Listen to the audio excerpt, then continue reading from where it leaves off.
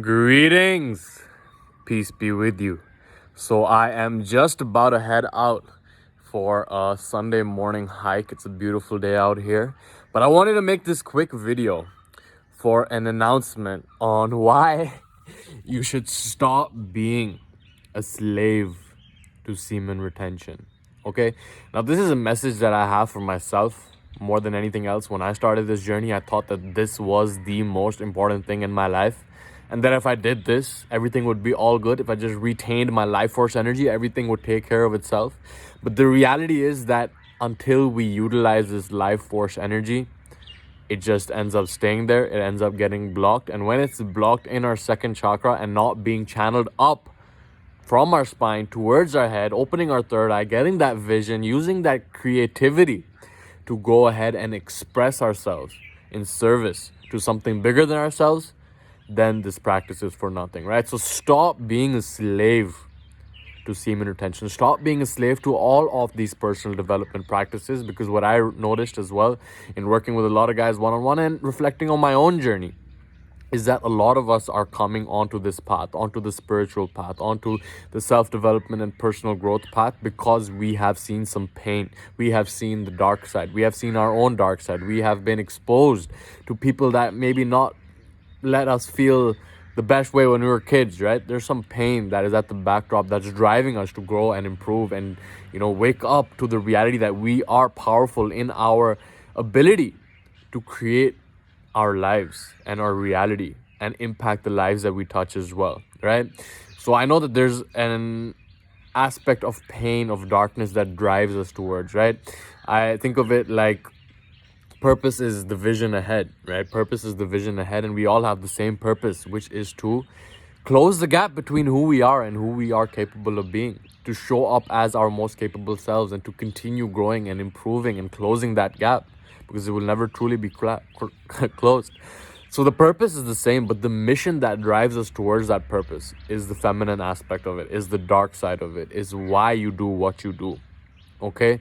So stop being a slave to semen retention and be a slave to why it is that you engage in these habits, okay? Because when I reflect back, I realize that a lot of these personal development habits and practices and rituals that I was doing all the time, like Wim Hof breathing, like taking cold showers, at one point of my development, I was doing them because I felt like if I didn't, then I would not be enough, that I would not be worthy of love, that I would not be worthy of self-respect, that I would only be able to shame and guilt myself because I'm not doing these practices. And now at this point of my journey, yes, I'm still engaging in the practices. In fact, I'm even more engaged with them and more consistent with them. But it's coming from a place of knowing that when I take care of myself, then I can take care of others. I can serve greatly. I can show up as a better son, as a better friend, as a better cousin, as a better brother, because I am taking care of myself, right?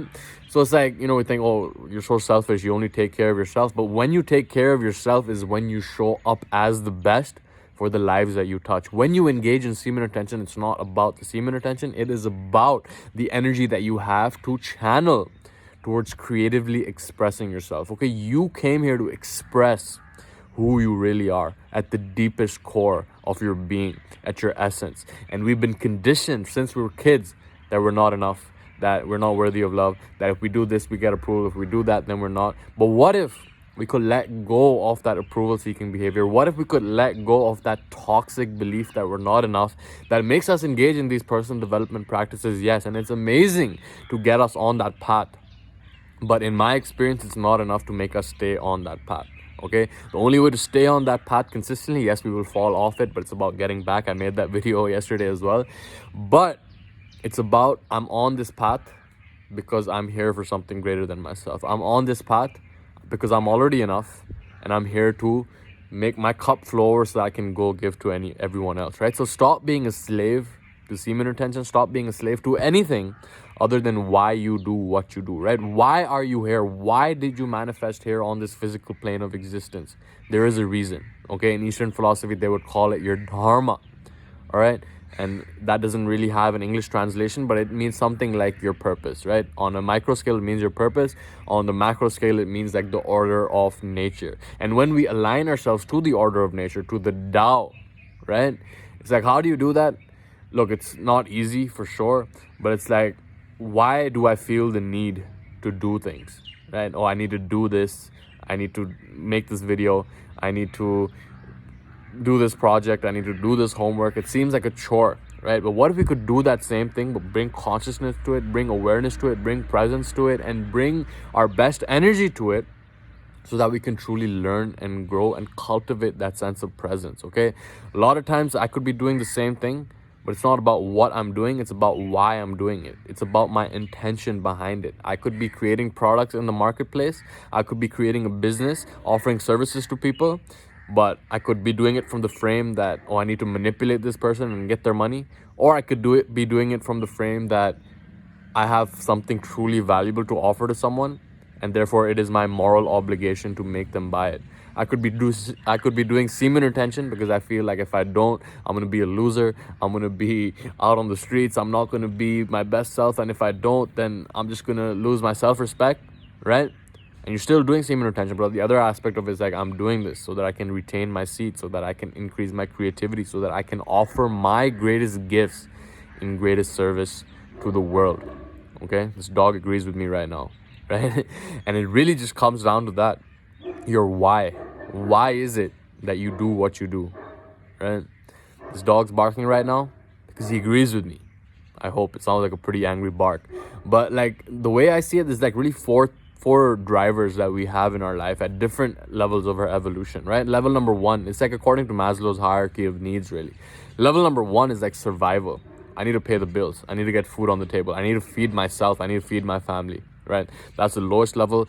That is the bottom of the pyramid. That is what the whole elite agenda is focused on, getting us trapped into the survival mentality, because when we're in survival, we're stressed, we're releasing the fear response, and we can think about nothing other than what we are experiencing right now. When we are trapped in survival, we can't have a vision for the future. We can't create ourselves anew and transform ourselves truly, right? And of course, it's important. It's very important to be able to be sustainable for not only your body, like you have to feed yourself, you have to pay your bills, you have to feed your family, 100%. But once we have that settled, it's when we move to the next level, right?